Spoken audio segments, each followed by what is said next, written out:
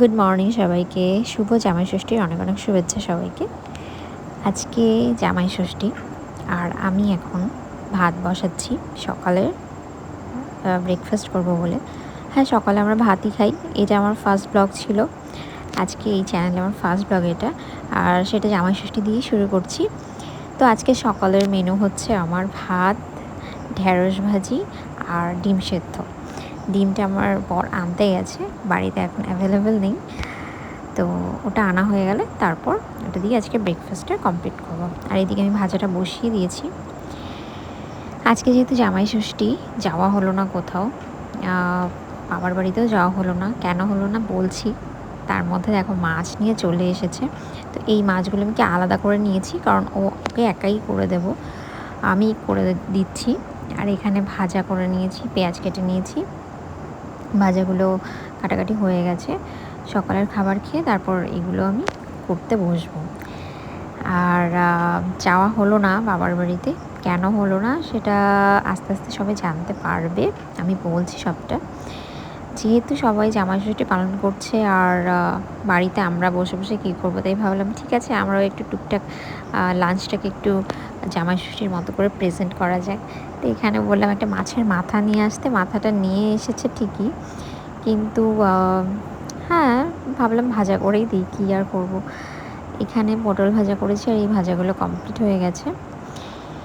তো যেতে পারিনি এইবার। আগের বার গেছিলাম, তার আগে একবার গেছিলাম, এইবার যাওয়া হয়নি, কারণ আমার বাবার বাড়িটা বাড়ির পাশে নয়, অনেকটা দূরে। কোথায় বলছি। তার আগে দেখো এখানে মাটনটা আমি ম্যারিনেট করে রেখেছিলাম আগের দিন, সেটা এখানে দিয়ে দিলাম। মশলাটা কষে গেছে। মাটনটা হচ্ছে আমার বরের আমার খুব ফেভারিট, বাট আমরা এটা খুব কম খাওয়ার চেষ্টা করি, কারণ রেড মিটটা খুব একটা বেশি খাওয়াটা ঠিক না। আর এখানে তোমরা দেখতে পেয়েছো আমি হয়তো অনেকটা কম তেলে রান্না করছি, কারণ মাটনে অনেক তেল। দেখো এখন বোঝা যাচ্ছে কতটা তেল বেরিয়েছে। আমরা একটু কম তেলেই খাবারগুলো খাওয়ার চেষ্টা করি। আর এই হচ্ছে আমার বরের জামাই ষষ্ঠীর মতো একটা থালি।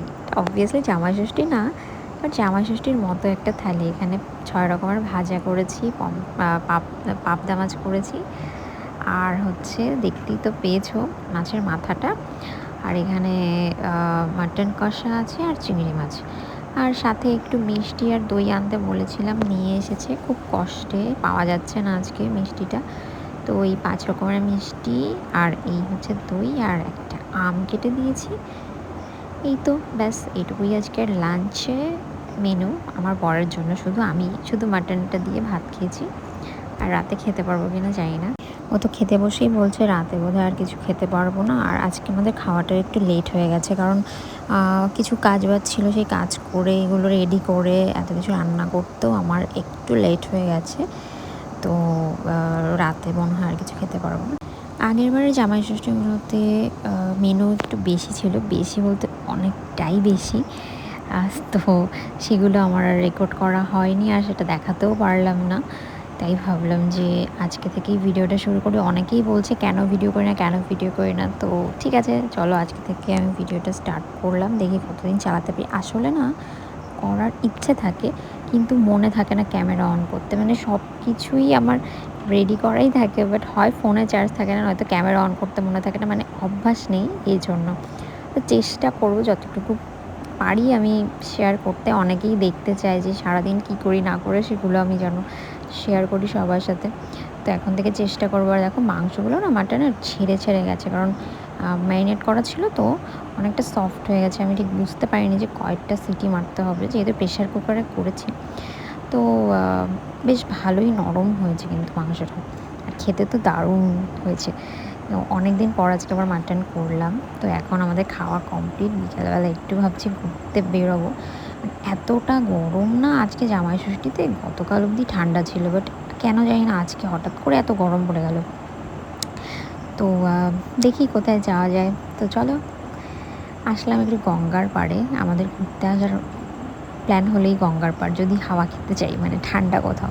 বাট যতটা গঙ্গার পাড়ের দিকে যাচ্ছি ততটাই মানে গরমটা বেশি বেশি লাগছে। মানে এত বাজে একটা গরম, চারিদিকে এই গাছপালা থাকা সত্ত্বেও না খুব একটা ঠান্ডা লাগছে না আজকে।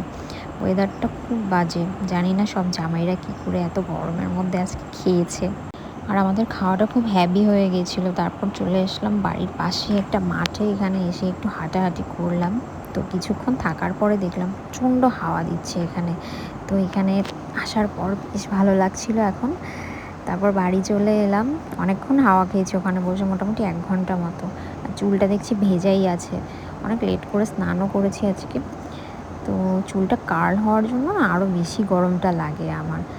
এখন ভাবছি একটু চা খাবো, আজকে আর বাইরে থেকে চা খাইনি। এখন একটু আমি ওই গোলমরিচ, লবঙ্গ এসব দিয়ে একটু মশালা চা করব। এটা খেলে না আমাদের একটু ভালো, দুজনেরই খুব বেশি ভালো লাগে, একটু আদা দিয়ে একটু খাবারটা হজম হয়ে যায়। তো সেটাই এখন করব। আর বাইরে তো মাঝে মাঝেই চা খাই, বাট আজকে আর খেলাম না, ইচ্ছে করছে না। রাতেও ডিনারটা বোধহয় করতে পারবো না। তো দেখি যাই চা করে নিয়ে আসি। আমার তো সবসময়ই চা ফেভারিট, মানে আমি দুধ চাটা খুব অ্যাভয়েড করে চলি। আর এখানে ও মায়ের সাথে কথা বলছিল, আর আমি চা করে নিয়ে আসলাম। তো আমার একটা দাদার বিয়ে আছে, সেই ব্যাপারেই কথা হচ্ছিল, কি করব না করব, আর কিছু শপিং করার ব্যাপারেও কথা হচ্ছিল।